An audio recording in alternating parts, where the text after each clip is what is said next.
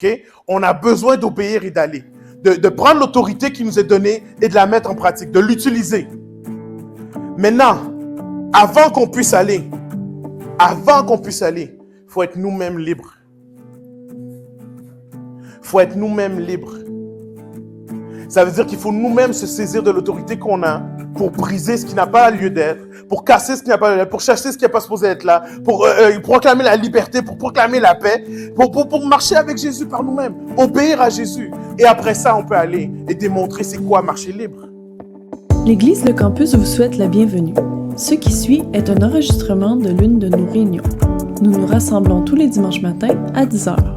Pour plus d'informations, visitez notre site web au www.égliselescampus.ca. Bonne écoute!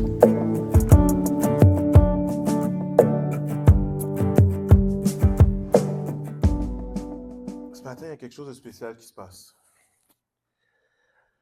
Comme Jimmy dit, peut-être vous ne réalisez pas, mais dans le monde spirituel, il y a quelque chose qui se passe. Et ma femme, quand elle a commencé à prier tantôt, elle a dit qu'il y a un combat. Il y a un combat spirituel dans les lieux célestes. La semaine passée, quand j'ai prêché, je vous ai amené ce message-là et je vous ai dit qu'il y a quelque chose qui se passe dans le royaume des cieux. Et par la grâce de Dieu, il ne sera pas trop tard avant qu'on s'en rende compte. Il ne sera pas trop tard. Et vous êtes là ce matin, donc j'imagine que vous avez une certaine perception de ce qu'on dit. Et je sais qu'il y en a beaucoup qui sont en vacances, il y en a qui sont en train encore de réparer des dégâts d'eau, j'ai reçu plein de messages textes cette semaine, donc je comprends. Mais on a besoin de réaliser qu'il y a un combat spirituel. Est-ce qu'il y a des gens sur Zoom, Sam? Non. Et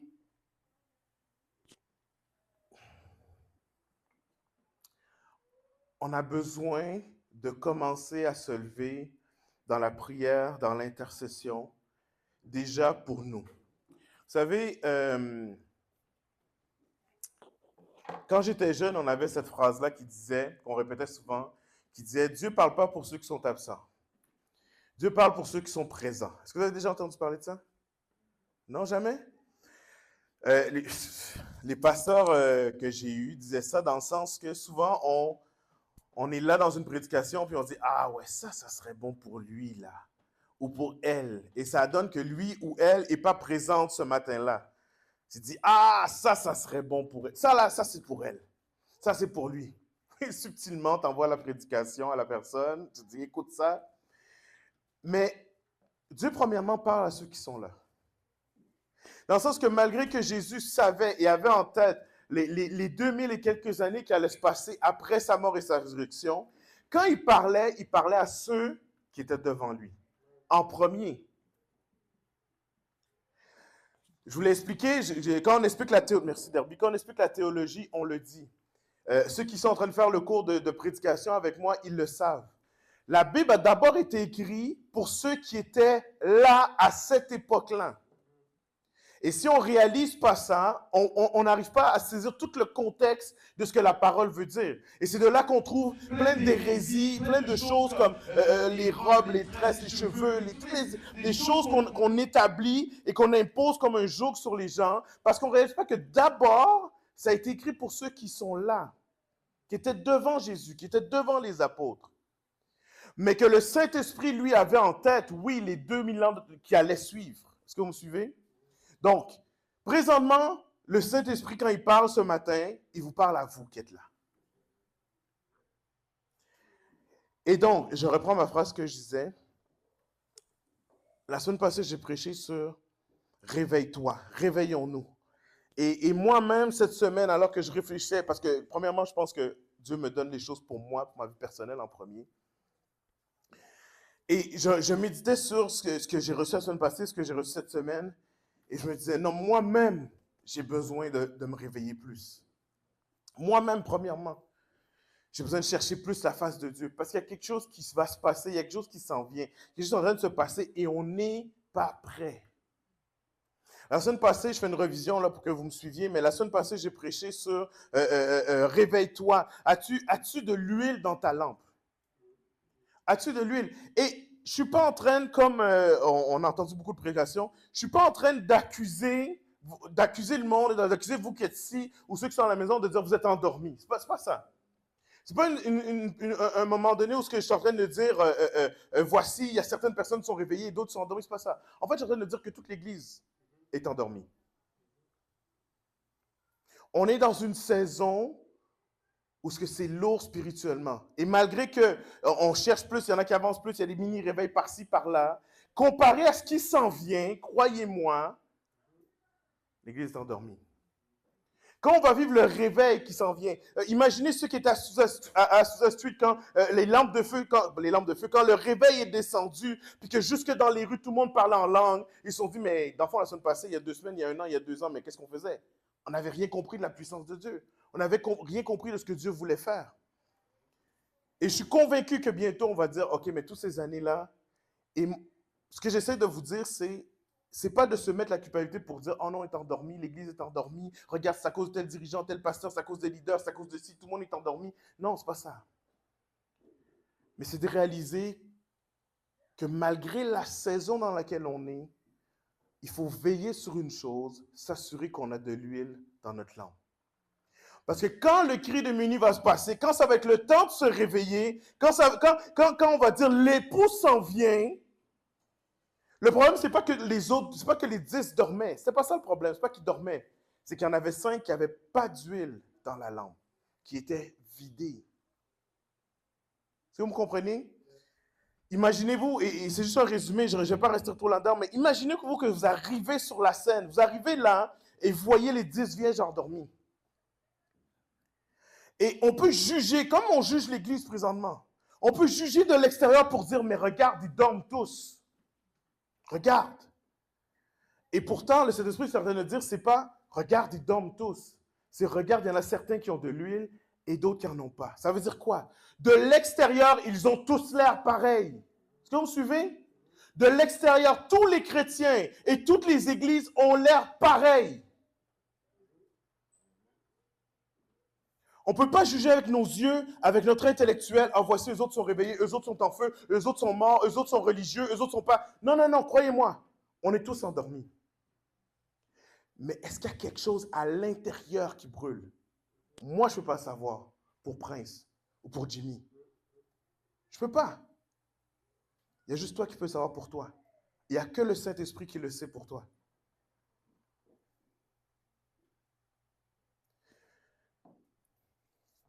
Maintenant, ce matin, le message que j'ai est, en fait, est court. J'aime pas ça dire ça.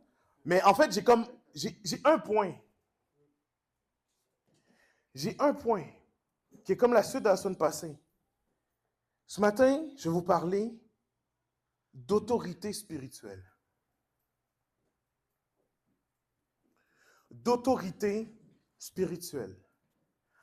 Alors que je cherchais la face de Dieu et que je cherche sur ce qui s'en vient, puis je parle à plein de monde, de plein d'églises différentes, des gens que je connais, je dis, est-ce que tu sens qu'il y a quelque chose? Est-ce que je suis tout seul? Est-ce que je suis fou? Est-ce que tu sens qu'il y a quelque chose là où tu es, que ce soit à Québec ou ici ou à Montréal ou dans d'autres églises, je parlais à des gens qui sont dans les églises haïtiennes, des gens qui sont dans l'église ici, des gens qui sont dans les APDC, qui ne sont pas dans les passés. Est-ce que tu sens qu'il y a quelque chose qui se passe? Cette semaine, je parlais à un pasteur qui est à Ottawa. Ottawa.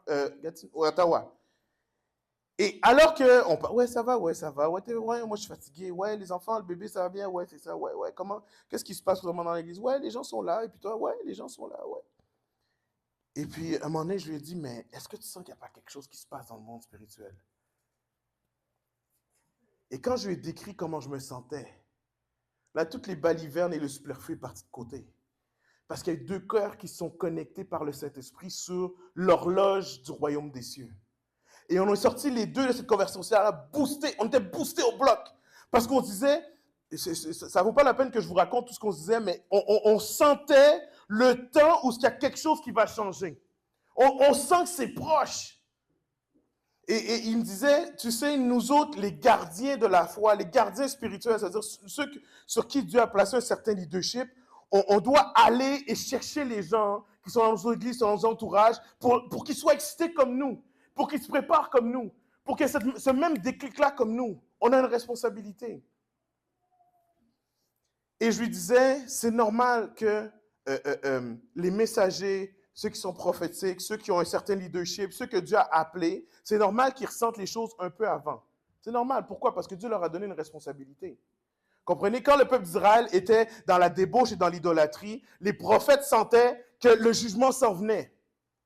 Et quand ils le sentaient, c'est pas le jugement arrivait, puis non, ils avaient le temps à cheval, à dos d'âne, à dos de je sais pas trop quoi, à pied, de se promener dans tout Israël pour dire attention, il y a quelque chose qui s'en vient. Ça ne restera pas comme ça. Réveillez-vous, jetez les idoles. Dieu avait un timing parfait pour que le message se répande. De sorte que quand le jugement arrivait, il n'y a personne qui pouvait dire « Ah, on ne savait pas. » Non, mais moi, c'est parce que j'habite dans une région éloignée, le prophète, ça n'a pas eu le temps de se rendre. Non, on savait. On nous l'avait dit. Et la saison, je ne veux pas mettre le focus sur l'ennemi ce matin, mais la saison dans laquelle on vit, vous êtes particulièrement ciblés par l'ennemi. Et peut-être que vous êtes là chez vous, peut-être que vous êtes là la semaine, peut-être que vous êtes même là aujourd'hui, et il y en a qui ne sont pas là aujourd'hui.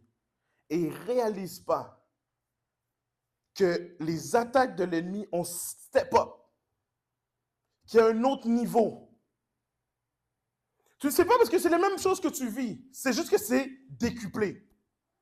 Et tu ne t'en rends pas compte.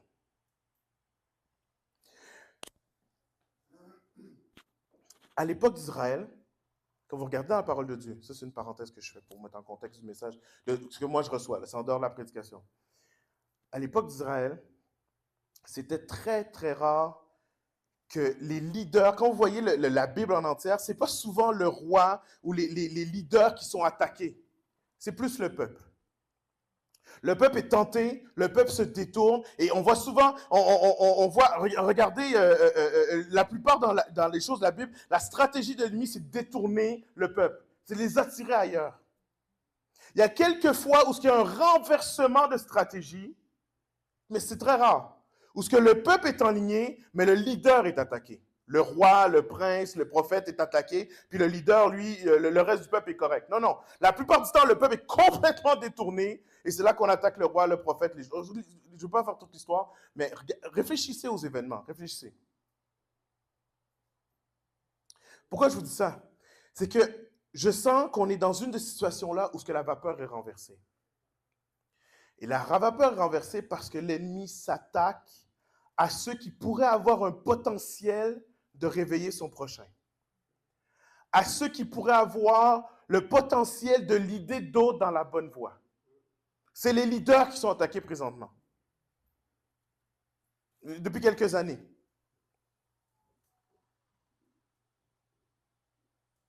Alors que l'Église est comme sur un statu quo, on voit de plus en plus de leaders, de staff, de pasteurs, de chrétiens de longue date se détourner ou se refroidir. Maintenant, ma question c'est, as-tu été ciblé? As-tu été ciblé? Sens-tu que tu es ciblé par les attaques de l'ennemi? Comme je vous dis, mon but, ce n'est pas de mettre le focus sur l'ennemi. Mais je vais te dire, si Satan te laisse tranquille, pose-toi des questions. Est-ce que j'ai le droit de dire ça? Mais non, on ne dit pas, il se passe quelque chose dans le royaume des cieux parce que Satan m'attaque. Non, non, non, ce n'est pas lui l'horloge du barème du royaume des cieux. Mais si l'ennemi présentement te laisse tranquille, si tu lui causes aucun problème, pose-toi des questions. Je vais vous lire le texte et après ça, on va parler d'autorité spirituelle. OK? Le texte est assez long, c'est dans Luc, chapitre 10. Si vous l'avez avec vous, je vous encourage à le prendre dans votre Bible, à le prendre. On va lire, on va descendre le texte, je vais vous le lire. Puis après ça, une fois que le texte est lu, toute l'information est dans le texte. J'ai juste quelques versets aujourd'hui parce que tout est dans ce texte-là. Donc, on va le lire comme il faut. Après cela, parmi les disciples du Seigneur, Jésus en désigna 72. Ça va? Jésus désigna 72 disciples. Et il les envoya 2 par 2.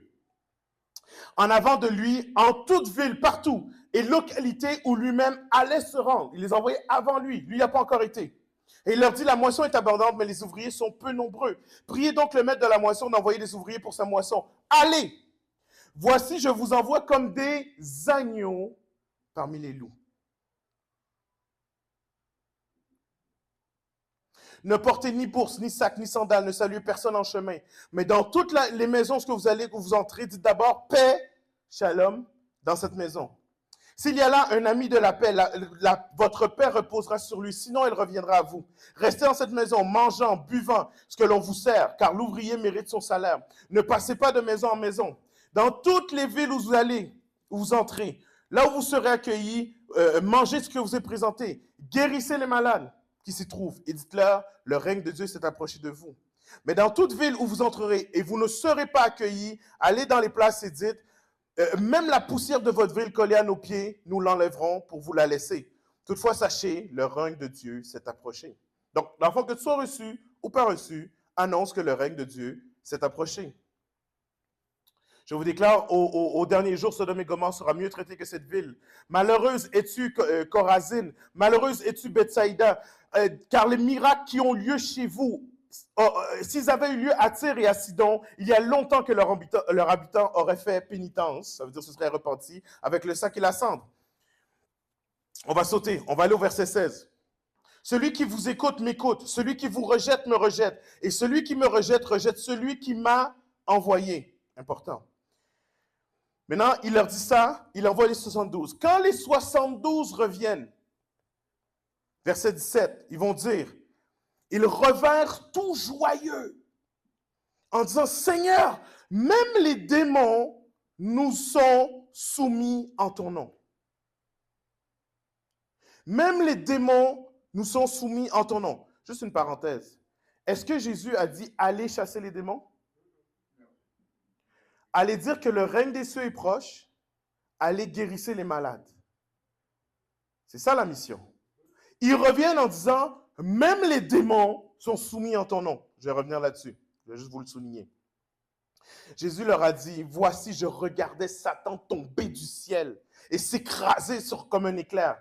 Voici, je vous ai donné le pouvoir d'écraser les serpents et les scorpions et sur toute la puissance de l'ennemi. Absolument rien ne pourra vous nuire. Toutefois, ne vous réjouissez pas parce que les esprits qui vous sont soumis, parce que les esprits vous sont soumis, mais réjouissez-vous parce que vos noms sont écrits dans les cieux. Quelqu'un peut dire Amen? Amen. Réjouissez-vous parce que vos noms se trouvent inscrits dans les cieux. Écoutez bien ce verset-là, les deux derniers versets qu'on va lire. Alors même, Jésus exulta de joie sous l'action du Saint-Esprit et dit, Père, Seigneur du ciel et de la terre, je proclame ta louange de ce que tu as caché aux sages et aux savants, mais tu l'as révélé aux tout petits. Oui, Père, tu l'as voulu ainsi dans ta bienveillance. Tout m'a été remis par mon Père. Personne ne connaît qui est le Fils sinon le Père, et personne ne connaît le Père sinon le Fils, et celui que le Fils veut révéler. Père éternel, je te demande ce matin de révéler ta parole. Je demande de ce matin que ta parole transperce les cœurs, transforme les vies. Tu es celui qui plante la semence dans les cœurs qui veulent la recevoir. Tu connais les bonnes terres. Plante ta semence, celle qui va amener la transformation, celle qui va amener le renouveau, celle qui va amener la vie et la puissance et la gloire à ton nom. Seigneur, je te prie, au nom de Jésus, Amen. C'est quoi l'autorité? C'est quoi avoir de l'autorité? Tout le monde ici, et même ceux qui ne sont pas ici, aimeraient ça avoir de l'autorité. Right? Tout le monde, pourquoi? Parce que l'autorité amène un certain contrôle. Quand tu dis, les gens font. La meilleure image qu'on a de l'autorité, c'est les forces de l'ordre. Ça veut dire le gouvernement, la loi, ceux qui ont autorité sur nous. Peu importe qui vous êtes, depuis que vous rentrez dans le territoire, il y a quelqu'un qui a autorité sur toi. Right? Premièrement, dès que tu traverses la frontière, tu es soumis aux lois et aux règles du Canada et du Québec et de la ville dans laquelle tu es. Il y a beaucoup de monde qui sont au-dessus de toi. Tu as des lois, des règlements sur lesquels tu es soumis. Que tu comprennes la langue du pays ou pas, tu es soumis à ces règles-là. Right? Et donc, tu es soumis à ceux qui sont là pour imposer ces règles-là, pour les faire respecter.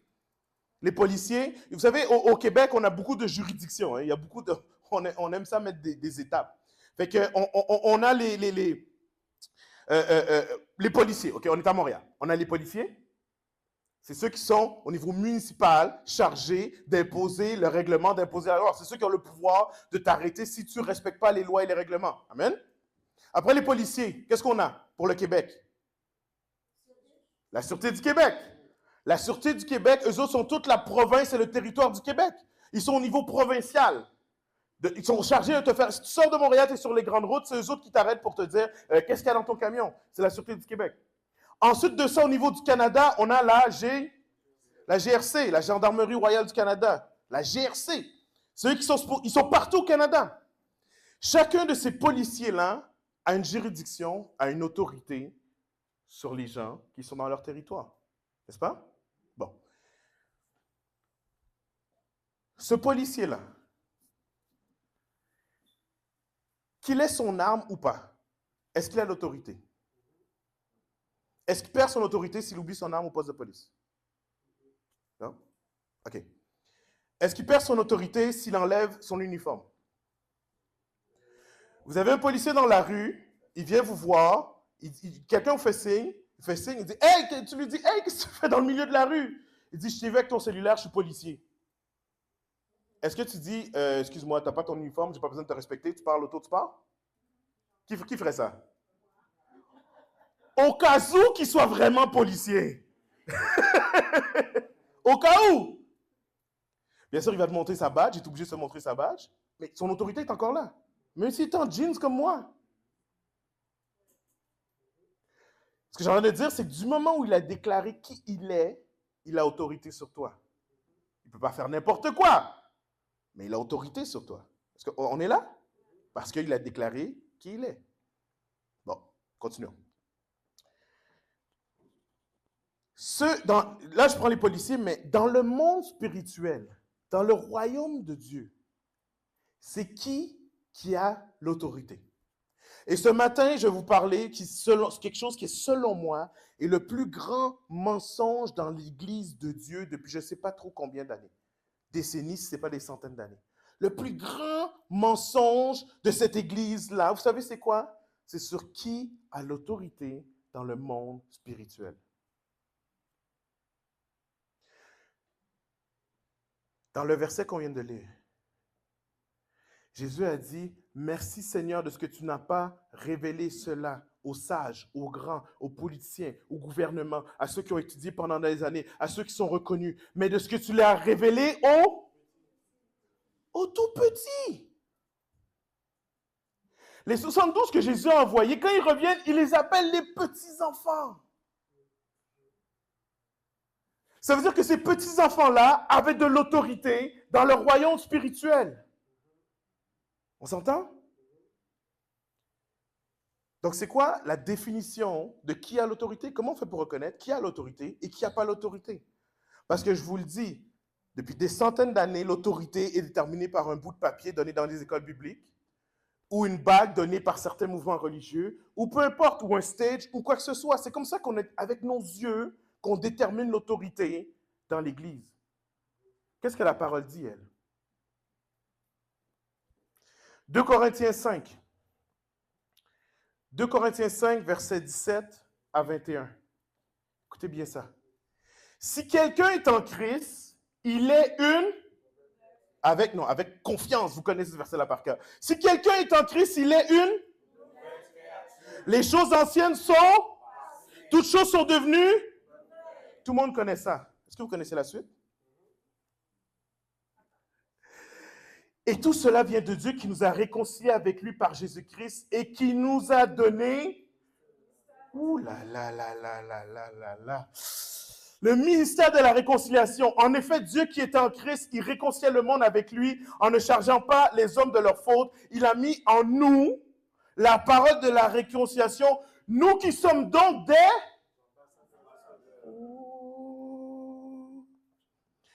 comme si Dieu adressait par nous son appel. Nous qui supplions au nom de Christ, soyez réconciliés avec Dieu. Les ambassadeurs.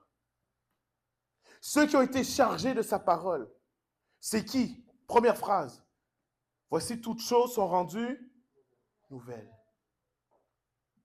Ceux qui ont l'autorité, ceux qui sont porteurs du message, ceux qui sont ambassadeurs, ce sont les nouvelles créatures. Quand est-ce qu'on devient une nouvelle créature? En acceptant Jésus. Si tu as demandé pardon pour tes péchés, si tu as dit au Seigneur, Jésus, sois le maître de ma vie. À partir de ce moment-là, tu es un ambassadeur. Tu es celui sur qui l'Éternel a mis tout son message de vie. C'est toi le porteur. Donc, la réponse à qui ça a été donné, ce sont les petits-enfants qui sont porteurs de son message. Est-ce qu'être porteur de son message, c'est avoir un micro? Est-ce qu'être porteur de son message, c'est être sur un stage?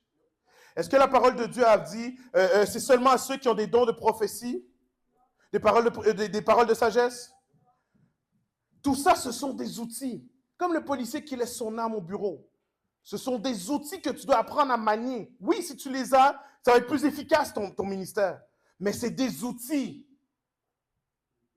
Ça veut dire que celui qui vient demain, aujourd'hui, à l'appel, qui donne sa vie à Dieu, à partir de là, il ressort avec l'autorité. Si on était un poste de police, là, ça serait la meilleure formation du monde. Tu viens, tu rentres, tu donnes ta vie à Dieu, on te donne une femme, un badge, un gun, on dit go, vas-y, maintenant va. Oui, reviens pour être formé. Oui, reviens pour apprendre. Mais à partir de là, tu as l'autorité de Christ. Va. Ce que Jésus a fait. Il a pris 72. Qui ici connaît le nom de l'un de ces 72? Pas deviner, pas comme, probablement que les apôtres étaient là-dedans. C'est comme probablement. Non. Est-ce qu'il y a un seul nom de 72 là qui est nommé dans ce passage-là? Est-ce qu'on a dit, il envoya Jérémie, fils d'un tel, fils d'un tel, fils d'un tel, avec une descendance royale, lignée du juif de souverain sacrificateur, archibishop, c'est lui le premier qu'on a envoyé. Est-ce que c'est marqué ça? Il n'a même pas envoyé, si il avait dit au moins il envoyait les apôtres, au moins on dit, ok, mais c'était des apôtres. Non, il en a envoyé 72. Où il a trouvé ces 72-là? Des gens qui étaient là devant lui. Il a donné à manger. Il a dit, OK, maintenant, les gens sont partis. Ceux qui sont restés, il a dit, parfait, allez maintenant. Il a pris 72. Les critères de Jésus, je vous garantis que si c'était nos critères à nous, il n'y a personne qui servirait nulle part. Ah non, mais ils viennent d'arriver dans l'église. Donne-lui au moins 6 mois, 1 an. Laisse-lui faire les cours bibliques. Laisse-lui au moins faire un cours de baptême, un cours de disciple, un cours de ci, un cours de ça. Après ça, tu peux lui dire, allez, va. Je ne suis pas en train de détruire toutes les règles de fonctionnement de l'Église parce qu'il faut être sage. Ça veut dire que je ne donnerai pas un micro à quelqu'un qui vient de se convertir. Pourquoi? Parce que le micro, c'est pour enseigner. C'est pour former. Par contre, n'importe quand, tu peux parler à n'importe qui de Jésus. Il n'y a rien qui t'arrête. J'ai vu des gens amener des gens à Dieu, amener des gens, des 5, 6, 10 personnes, ils les amènent à la réunion, ils les amènent, il y en a certains qui donnent leur vie, il y en a d'autres qui veulent se savoir. Et puis cette personne-là, quand je l'assois dans un cours de disciple, elle me dit, dans le fond, la présence de Dieu, je ne sais pas c'est quoi, mais c'est comme une force, c'est comme une ambiance. Tout ce qu'elle disait, ça ressemblait à du Nouvel Âge. Tout! Il n'y a rien qui ressemblait à la parole de Dieu. Elle n'avait pas les bons mots, elle n'avait pas les bons termes, mais elle avait découvert quelque chose, puis elle a dit, yo guys, il faut que vous veniez à l'église. Il faut que vous découvrez la même chose que moi. Elle n'avait pas été formée, mais elle était en feu. Nous, on aurait dit, tu sais quoi, calme-toi, tu vas voir, dans 2 ans, ça va partir ce feu-là. Tu vas devenir un chrétien sage et mature, qui n'amène plus aucune personne à l'église. L'autorité, elle est pour tous ceux qui donnent leur vie à Dieu. OK? Maintenant, ce qu'on découvre dans ce passage-là, c'est non seulement à qui est donnée l'autorité, c'est-à-dire tous ceux qui ont leur vie, mais pourquoi elle est donnée, cette autorité-là. Parce qu'il va dire, vous êtes les ambassadeurs. Il va dire, vous êtes les porteurs du message. Est-ce que vous écoutez bien là? C'est vous qui êtes les porteurs.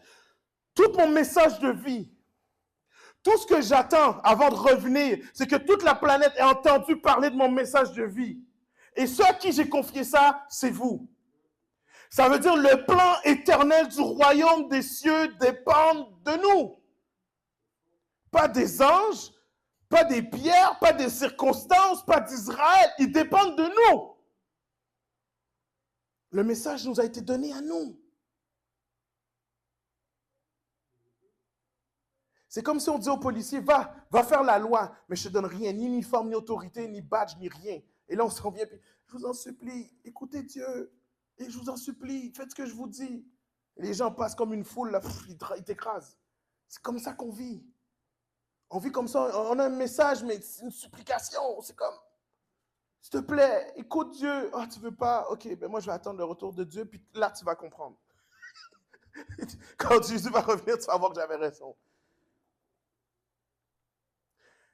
Jésus est en train de dire, Paul est en train de dire dans Corinthiens, vous êtes les ambassadeurs, vous êtes les porteurs du message. Et vous êtes en train, c'est vous qui montrez la lumière. Il va dire, on est là, on dit, soyez réconciliés avec Dieu. Soyez réconciliés avec Dieu. On est le porteur de ce message-là. Mais si on n'a pas l'autorité, si on n'utilise pas l'autorité de Christ qui est en nous, ce message-là, il n'y a pas de démonstration. Paul va dire, je suis arrivé avec un message de puissance et de force.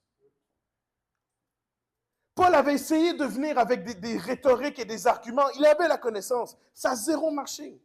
Son premier ministère à Athènes, il a essayé ça, ça a zéro marché. Il a essayé d'aller dans les agoras pour faire des beaux discours publics, puis des beaux... Ça n'a pas marché, ça a juste fait un gros débat. Fait que quand il parle aux Corinthiens, il dit, avec quoi est-ce qu'on est venu? On n'est pas venu avec des belles phrases, des beaux mots, des belles prières. On est venu avec un message de puissance et d'autorité. C'est avec ça qu'on est venu devant vous. La puissance du Saint-Esprit. Quand on se dit on va aller évangéliser, on va aller parler de Dieu, avec quoi on va? Avec des pamphlets sur lesquels c'est écrit un message. On est porteur de l'autorité. On est porteur de l'autorité spirituelle. La clé, en fait, à qui est donnée cette autorité-là? Ok, je vais retourner avec mon image pour que vous compreniez. Un policier. C'est quoi les... Disons deux, on va en nommer deux. C'est quoi les deux choses qu'il peut faire, qui va faire en sorte qu'il perde son autorité?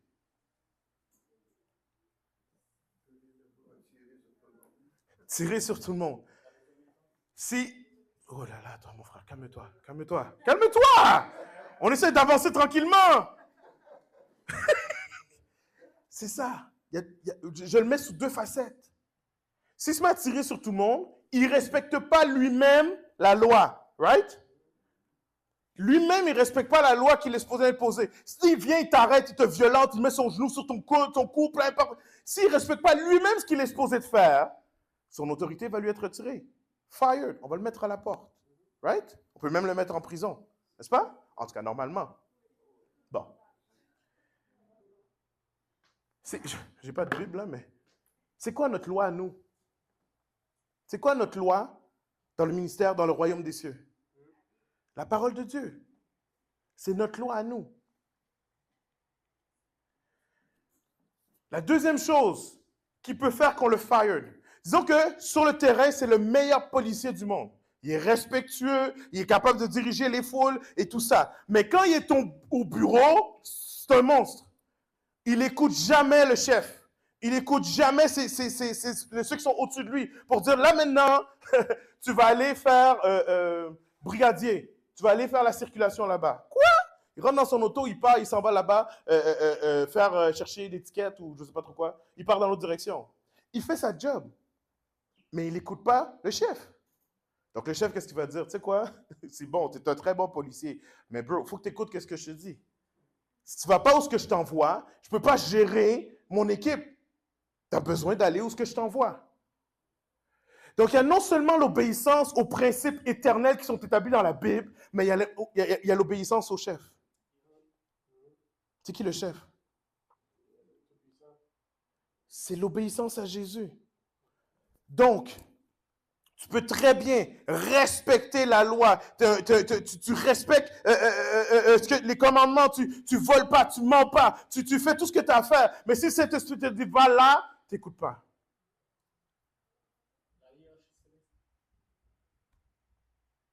Tu n'écoutes pas. Le problème, c'est que on les connaît, les lois et les commandements. Mais la réalité, c'est que le loi et le commandement ne te dit pas, demain matin, quand tu te lèves, qu'est-ce que tu dois faire. Ça ne te dit pas.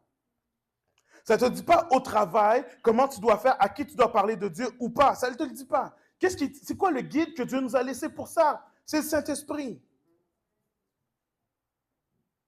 Donc, ton autorité est influencée non seulement par ton obéissance à la parole de Dieu, mais aussi par ton écoute du Saint-Esprit. Et alors qu'on ne comprend pas ça, ce qu'on fait, c'est qu'on regarde les grands de ce monde et on dit, ah, eux autres, ils ont l'autorité. On dit, ah, eux autres, c'est parce qu'ils ont un poste, qu'ils ont une autorité. On ne comprend pas que les vrais grands dans le royaume des cieux, ils ont un poste parce qu'ils ont obéi. Et quand tu obéis, oui, Dieu va te promouvoir. Il faut que tu commences par obéir. Ça ne dépend pas d'un titre, ça ne dépend pas d'une position, ça ne dépend pas de tes parents, tes arrière-grands-parents, ça dépend que de ton obéissance à Dieu et à sa loi. That's it, that's all.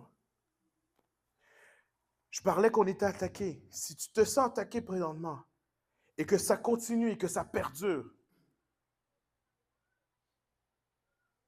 tu as besoin de te saisir, tu as besoin d'utiliser l'autorité que Dieu a mis en toi. Maintenant, c'est très difficile d'autoriser, d'utiliser l'autorité que Dieu met en toi si tu n'es pas là où tu devrais être. Est-ce que ça va? Pourquoi il y a certains endroits dans certaines villes que les policiers ne vont même pas? Pourquoi il y a certaines rues que les policiers ne s'aventurent pas? C'est l'autorité dans la ville, non? Le chef de police sait que, tu sais quoi? Si tu veux aller là, on va y aller avec toute la section. Et on va faire ce qu'on a à faire et on va partir. Tu ne vas pas là seul. Est-ce que ça veut dire que le policier n'a pas d'autorité? Non, ça ne veut pas dire ça. Ça veut dire qu'il y a un moment pour chaque chose et qu'ils doivent suivre les commandements du chef pour sa propre protection, right? Si tu t'es aventuré dans des jobs, dans des chemins, dans des relations, dans des choses que le Saint-Esprit te dit ne va pas là, c'est dangereux pour toi, sors de là. Sors de là. Après ça, utilise l'autorité de Dieu pour dire à partir de maintenant, c'est fini, tout ce que j'ai pu faire, toutes mes erreurs, Seigneur, tu m'as pardonné, maintenant je lis ça et je m'en vais et je passe à autre chose. Sors de là. Est-ce que vous comprenez ce que j'ai envie de dire? Quand le policier se trouve dans la ruelle et qu'il y a 10 bandits autour de lui, il prend la radio et il dit « Je suis pris, je suis pris ». Qu'est-ce qu'ils vont lui dire? Sors de là! On va essayer de venir, mais en attendant, dégage. Non, non, moi je suis policier, je vais rester là. Venez m'aider. Venez m'aider! Il y a des prières qu'on fait, c'est « Je suis dans mon péché, je suis dans ma désobéissance, Jésus vient m'aider ».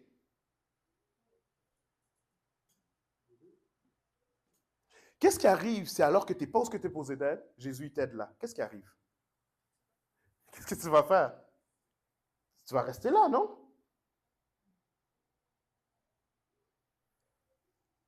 Il y a des prières qu'on fait, Dieu ne peut pas répondre. Il ne peut pas. Il faut que tu sortes de là. Il faut que tu arrêtes ces actions-là. Il faut que tu coupes ces relations-là. Il faut que tu tues ça dans l'œuf. Arrête de dire l'ennemi m'attaque, je suis pris, je suis pris, je suis pris. Il faut que tu arrêtes ça. Tu l'arrêtes, stop! Quand tu ouvres ta parole, tu ouvres ta Bible, là, il y a des choses qui sont très claires. Ne touchez pas à ce qui est impur. N'y touchez pas. Je parle du Nouveau Testament, hein, je ne suis pas dans l'Ancien, là. On l'a lu la semaine passée. N'y touche pas. Si tu es tombé là-dedans, si tu es pris là-dedans, lâche-le, déguerpis, sors, va-t'en. Est-ce que vous comprenez? Ce que je suis en train de vous dire, c'est que oui, l'ennemi a step up ses attaques, mais il nous a pris dans un guet-apens. Il nous a pris dans un anglement où ce qu'on n'était pas supposé d'être. Dans des relations qu'on ne devrait pas avoir. Et maintenant, on a la misère à dire non et à sortir.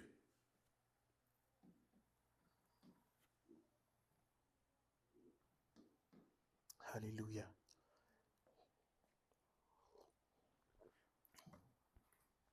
Dernier point. La parole de Dieu dans l'Ancien Testament nous parle des combats. Et il y a beaucoup de versets sur la victoire qu'on peut lire, qu'on peut chercher, qui vont nous dire qu'on a la victoire. Et dans l'Ancien Testament, les représentations qui sont des combats, ça veut dire l'Israël contre certains peuples, certaines nations. Quand le Deutéronome, par exemple, va dire vous allez combattre contre l'ennemi, il viendra par un chemin, il fuira par 7 chemins. Okay? On a tendance à se tromper sur notre contexte de combat. Ça veut dire que, j'ai remarqué comme question, où? C'est-à-dire qu'on a l'autorité, on est les bonnes personnes, on a le bon message, mais on n'est pas à la bonne place, on n'est pas dans le bon contexte. Je vous explique. Quand Jésus dit « Je vous envoie comme des brebis, comme des agneaux parmi les loups », vous vous rappelez de ça? Je vous envoie comme des agneaux parmi les loups. On est tous mélangés sur c'est qui notre ennemi. Quand la parole dit « Je vous envoie parmi des agneaux, parmi les loups », une brebis parmi des loups ou des lions, qu'est-ce qu'elle peut faire? Elle peut juste être une brebis. Est-ce que vous vous rendez compte qu'une brebis, ça n'a pas de griffes, ça a des dents juste pour manger des feuilles, puis que ça a de la misère à lever une patte, ça ne court pas très fort, ça a des petites pattes toutes faibles. J'avais mis des photos de brebis, je ne les ai pas mis finalement. Là, mais est-ce que vous remarquez qu'une brebis, là, ce n'est pas bâti pour l'autodéfense? On est là? Ce n'est pas du tout bâti pour attaquer. Et que Jésus dit, OK, la brebis va parmi les loups. Tout ce que tu peux faire, c'est quoi? C'est tendre l'autre joue, c'est être qui tu es, puis espérer que le berger te protège. C'est tout ce que tu peux faire. Tu es une brebis. Maintenant, la question, c'est qui les loups?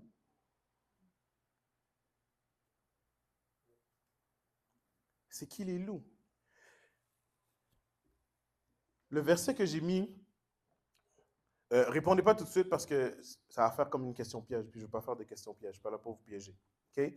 2 Corinthiens 10, ça dit, « Si nous marchons dans la chair, nous ne combattons pas selon la chair, mais avec les armes qui sont spirituelles. » Right? Notre combat, il est spirituel. Et on doit avoir des armes qui sont spirituelles. Donc, on doit combattre avec des armes spirituelles. Donc, notre ennemi, il est spirituel. Maintenant, le problème, c'est que quand Jésus dit, vous êtes comme des brebis parmi les loups, on pense que Jésus dit, on est des chrétiens parmi les démons, parmi Satan et parmi les dominations et les autorités de ce monde. On mélange les images. Parce que si Jésus te dit, tu es un combattant, tu dois prendre tes armes. Puis après ça, il dit, tu es comme une brebis. Il y a quelque chose qui ne fonctionne pas. Donc, les loups ne peuvent pas être le monde spirituel. Est-ce que vous me suivez? L'image de la brebis parmi les loups, ce n'est pas le monde spirituel. Parce que le monde spirituel, Dieu ne nous dit pas d'être une brebis. Jamais. Est-ce qu'il y a quelqu'un qui est là? Dans le monde spirituel, il te dit, si l'ennemi t'attaque, tu réponds avec ma parole, tu répliques, tu brises, tu chasses. Les 72 sont allés pour guérir les malades.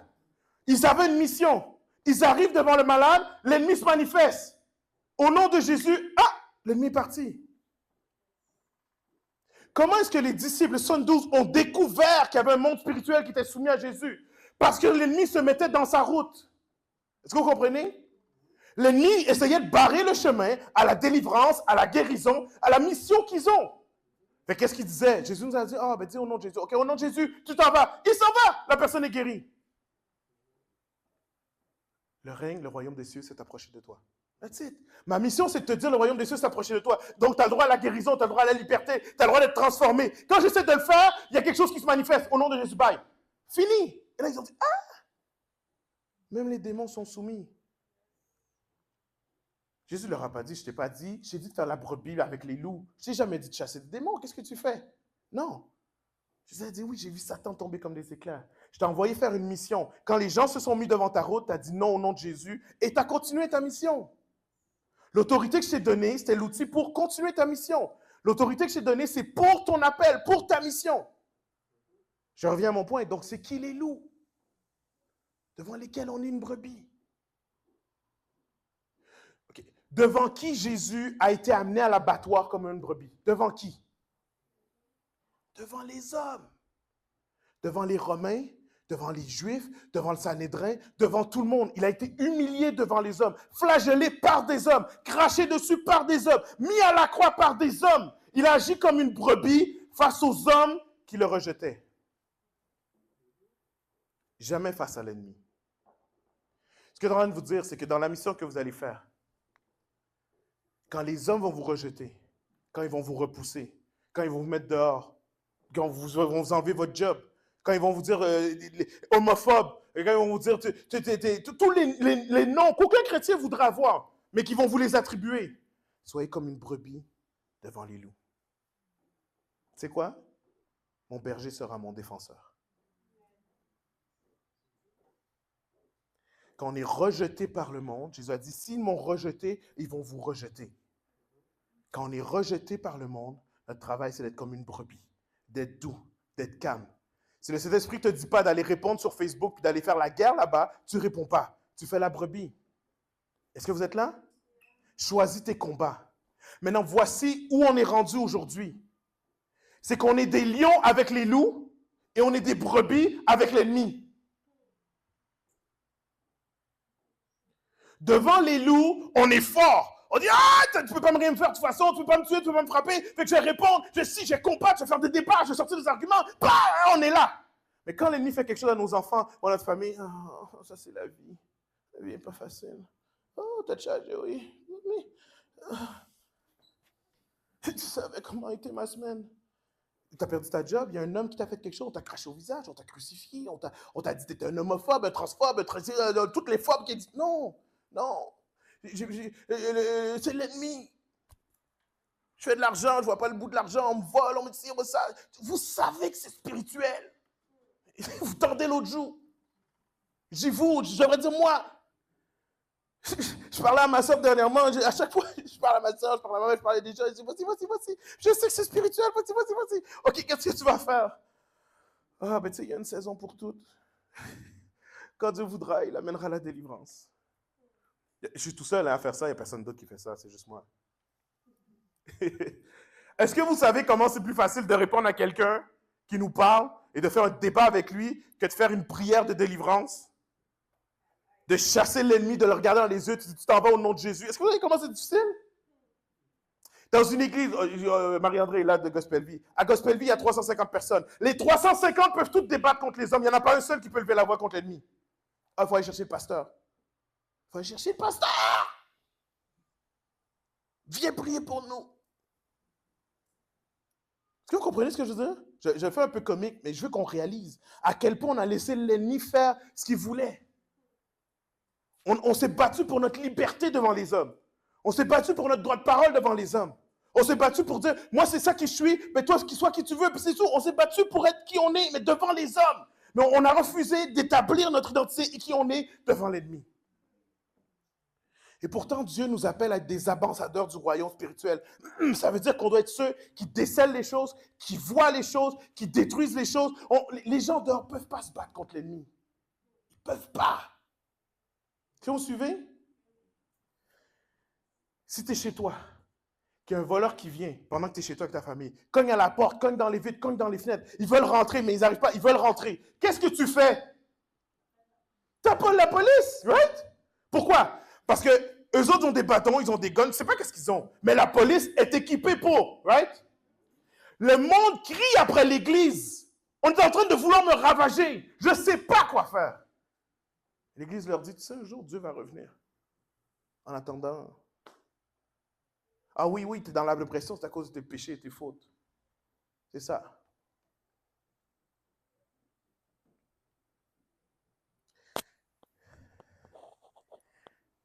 Je vais raconter une histoire de jeunesse, là, mais quand vous achetez une nouvelle télé, okay, Samsung, 125,5 pouces, la belle télé, là, ok? Vous prenez la télé, elle est neuve, triple HD, 25 000 K, ok? Vous l'installez dans votre mur. Qu'est-ce que vous faites avec la boîte?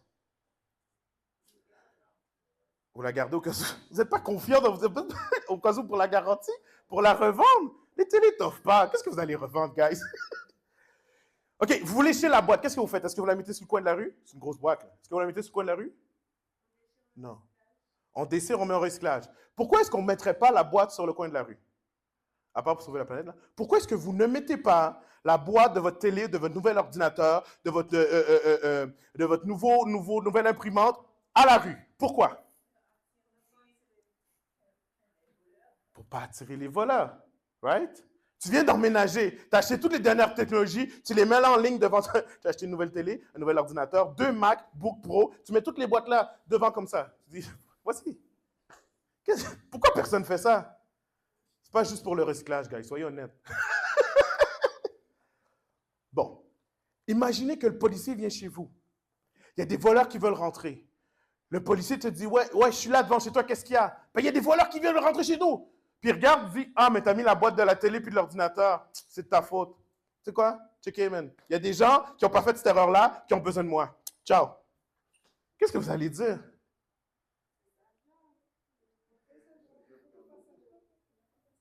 Il n'a pas fait sa job. Pendant des années, jusqu'à aujourd'hui, le monde crie pour que l'Église l'aide. Et on leur dit, c'est votre faute.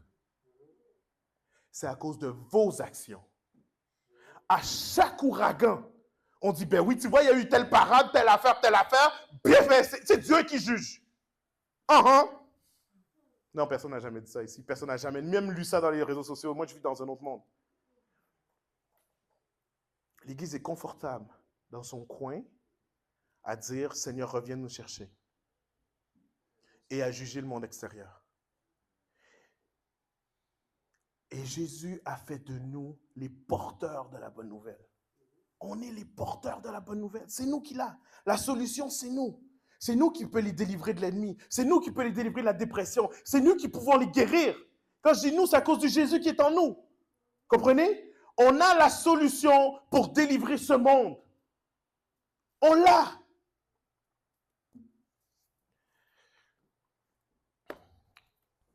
Je clôture. Je résume avec 2 choses. On a besoin de sortir, de parler avec l'autorité qu'on a. On a besoin d'être la brebis parmi les loups. On a besoin d'aller là où le Saint-Esprit nous envoie. C'est simplement obéir. Hein? Je ne vous dis pas d'aller inventer des schémas et des choses. Vous avez des choses qui sont dans votre cœur. On a des choses qui sont dans notre cœur depuis longtemps. Okay? On a besoin d'obéir et d'aller. De prendre l'autorité qui nous est donnée et de la mettre en pratique, de l'utiliser. Maintenant, avant qu'on puisse aller, il faut être nous-mêmes libres. Il faut être nous-mêmes libres. Ça veut dire qu'il faut nous-mêmes se saisir de l'autorité qu'on a pour briser ce qui n'a pas lieu d'être, pour casser ce qui n'a pas lieu d'être, pour chasser ce qui n'est pas supposé être là, pour proclamer la liberté, pour proclamer la paix, pour marcher avec Jésus par nous-mêmes, obéir à Jésus. Et après ça, on peut aller et démontrer c'est quoi marcher libre. C'est tout.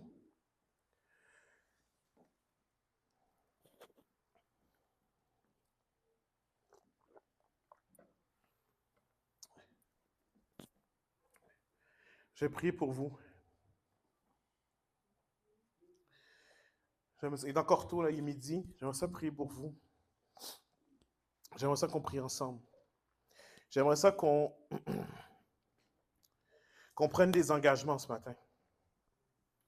J'aimerais ça qu'on passe à autre chose.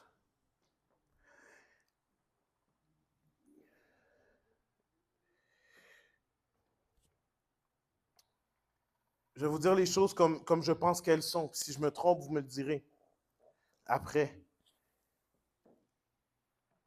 Mais je suis pas mal convaincu que vous êtes comme moi. Dans le sens que je suis pas mal convaincu que ce que je suis en train de vous dire, vous le saviez. Je suis pas mal convaincu que la plupart d'entre vous, à cause de la saison dans laquelle on est, vous n'êtes pas en train de te dire, ouais, mais Steve, qu'est-ce que je dois faire? Je suis convaincu que la plupart d'entre vous, vous savez c'est quoi le prochain pas. Je ne vous parle pas des grosses décisions. Ouais, mais Steve, est-ce que je dois changer ma job? Est-ce que je dois ci? Est-ce que je dois ça? Non. Le Saint-Esprit met quelque chose sur votre cœur depuis un certain temps et vous ne l'avez pas fait. Vous êtes comme moi. Le message que je suis en train de vous donner, c'est pas, c'est pas d'aller révolutionner la planète pour l'instant. Je ne suis pas en train de vous dire, oui, tu sais, Dieu t'a dit, va dans l'hôpital 24 heures sur 24 pour évangéliser, prier pour tous les malades. C'est pas ça. La petite chose que le Saint-Esprit met sur ton cœur depuis longtemps, mais tu ne fais pas. Tu ne fais pas. Pour plein de raisons. On est distrait. On est fatigué. On est pris dans plein de tâches, plein d'horaires. Notre horaire est plein. On n'a pas le temps, on n'a pas le goût, on n'a pas l'envie de faire cette petite chose-là. Pour certains, le Saint-Esprit te dit, lève-toi plus tôt pour prier. Il y en a d'autres, le Saint-Esprit te dit, jeûne, prie, fais un jeûne et prière, un repas, une journée. Puis toi, tu dis, ben, je vais attendre, l'Église va en faire un, l'Église va... Le Saint-Esprit te dit à toi, fais ça. Le Saint-Esprit te dit, tu as des situations que tu vois dans ta tête, tu as des gens que tu vois dans ta tête, et puis tu ne sais pas comment leur parler, tu ne sais pas comment réagir dans leur vie, tu ne sais pas quoi faire. Le Saint-Esprit te dit, commence par prier pour eux. Prends un engagement de prière. Je prie tous les jours, tel nombre de temps pour eux. Je ne veux pas vous donner, je ne suis pas là pour vous donner des idées. Je suis là pour dire, écoutez ce que le Saint-Esprit est en train de vous dire. Parce que dans cet outil-là, dans ce petit pas-là, dans ce petit geste-là, c'est un petit geste avec une grande autorité. C'est un petit geste, c'est un petit sacrifice avec une grande autorité. Oui, on a des rêves, on a des choses, comme je vais prendre mon exemple personnel, l'Éternel n'est pas en train de me dire, demain, fais une croisade. Tu as des rêves dans ta vie, tu as des choses que Dieu a mis, tu as dit oui un jour, ou peut-être Seigneur, ah oui, j'espère que ça va arriver, tu as des paroles, tu as des choses. Mais ce n'est pas de ça que je parle. Je parle du pas que tu dois faire là, maintenant.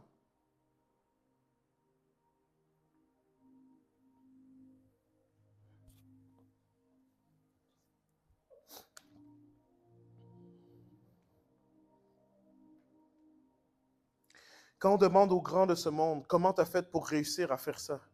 Comment tu as fait pour arriver jusque-là? Comment tu as fait pour marcher tout ce chemin-là, faire tout ce voyage-là? Peu importe. Peu importe comment ils vont répondre, la réponse c'est, j'ai commencé par faire le premier pas. Ce que je veux dire simplement, c'est, j'ai commencé par commencer. J'ai commencé par commencer. Le Saint-Esprit, il va te donner le rêve, il va te donner la destination, il va te donner le but, il va te donner des choses qui ont l'air beaucoup trop grandes pour toi. Mais il ne va pas te dire, va faire ça demain par tes propres moyens. Il va te dire, commence par le premier pas. Et c'est tellement plus difficile des fois de faire le premier pas. C'est tellement difficile de faire le premier engagement, la première décision. De dire, OK, ce ne sera pas la semaine prochaine, quand j'aurai préparé ici, préparé ça, préparé ici. Non, c'est demain, c'est là, c'est ce soir, c'est aujourd'hui, c'est maintenant.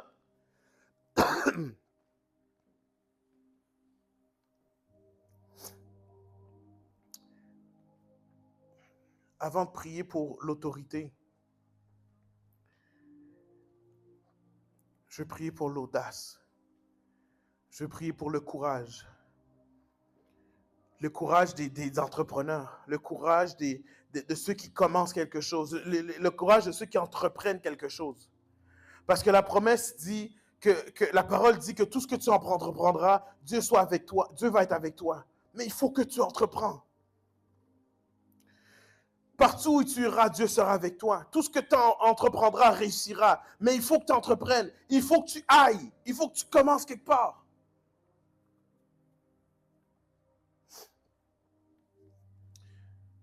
Seigneur Jésus, on est devant toi.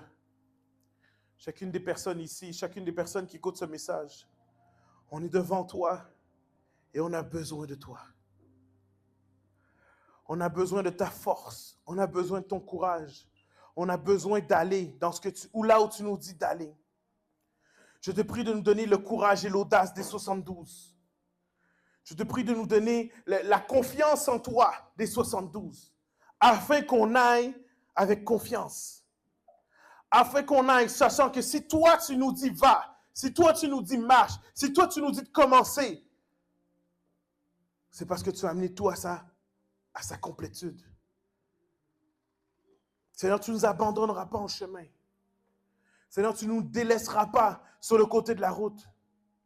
Seigneur, tu n'es pas de celui qui abandonne, tu es fidèle. Si on commence quelque chose avec toi, tu vas nous amener jusqu'au bout.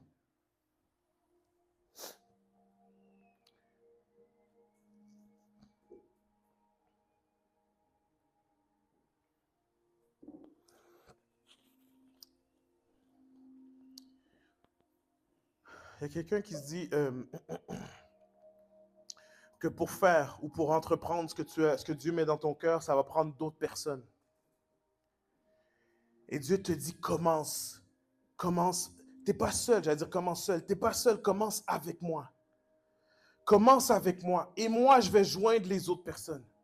Moi, je vais amener les contacts. Moi, je vais amener les ressources. Moi, je vais amener les gens sur qui tu vas pouvoir t'appuyer.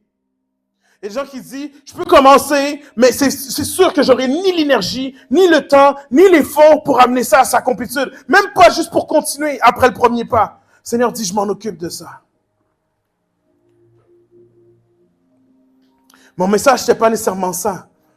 Mais ce que je ressens dans mon cœur présentement, c'est un pas de foi. Et des gens, vous avez besoin de faire un pas de foi. Un pas de foi. Père éternel, donne-nous la foi qu'on a besoin afin d'avancer dans la direction que tu nous donnes. Donne-nous la foi qu'on a besoin. Viens au secours de notre foi afin qu'on avance dans la direction que tu nous donnes, afin qu'on fasse ce que tu nous donnes, afin qu'on prenne les décisions nécessaires, afin qu'on prenne le temps de prière nécessaire, afin qu'on se tourne, qu'on rentre dans ta présence. Donne-nous la foi qu'on a besoin. Seigneur,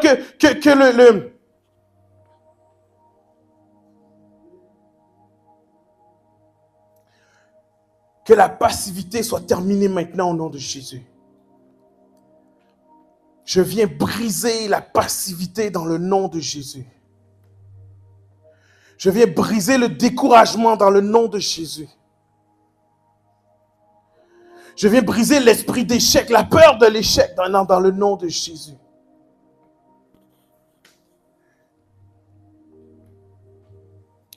Il y a d'autres personnes, depuis tantôt je parle de faire un pas, mais il y a d'autres personnes, ce que vous devez faire, ce que Dieu vous appelle à faire, c'est d'abandonner certaines choses. D'abandonner certaines choses, de laisser tomber. Il y a des choses qui vous volent votre temps. Et pourtant, pour toi, c'est ça qu'il faut que tu fasses absolument. Dieu te dit, abandonne ça, j'ai autre chose, j'ai mieux. Si c'est toi, si tu avais déjà ça dans ton cœur, écoute le Saint-Esprit. Si ce n'est pas toi, abandonne pas ce que Dieu ne te demande pas d'abandonner. Soyons à l'écoute du Saint-Esprit là, ce matin.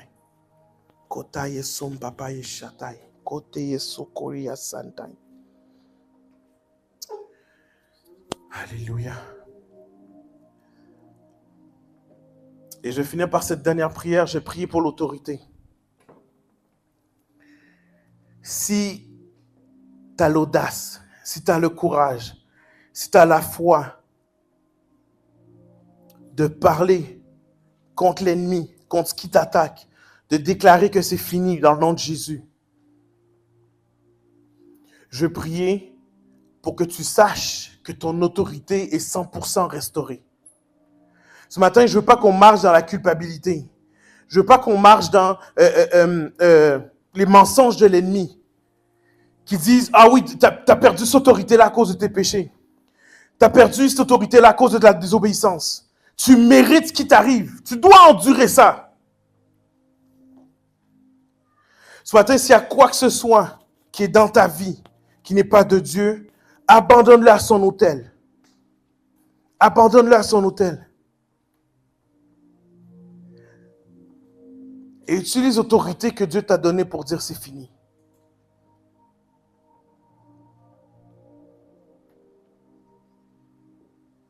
S'il y a une place que tu dois sortir, sors. S'il y a des relations que tu dois terminer, termine-les. S'il y a des passe-temps que tu dois couper, coupe-les. S'il y a des divertissements qui sont de trop, enlève-les. Prends une décision. Et regarde Dieu honorer ta décision. Regarde Dieu honorer ton sacrifice. Regarde Dieu pourvoir. Regarde Dieu te donner la victoire. Regarde Dieu te libérer, te rendre léger, te redonner ta joie, te redonner ton exubérance, te redonner ta légèreté. Regarde Dieu faire la différence. Tout ce que tu as à faire, c'est décider. Regarde-le faire la différence après. Nous sommes heureux d'avoir pu partager ce moment avec vous. Nous vous invitons à vous joindre à nous dimanche prochain pour vivre un temps de célébration et d'échange avec des gens comme vous.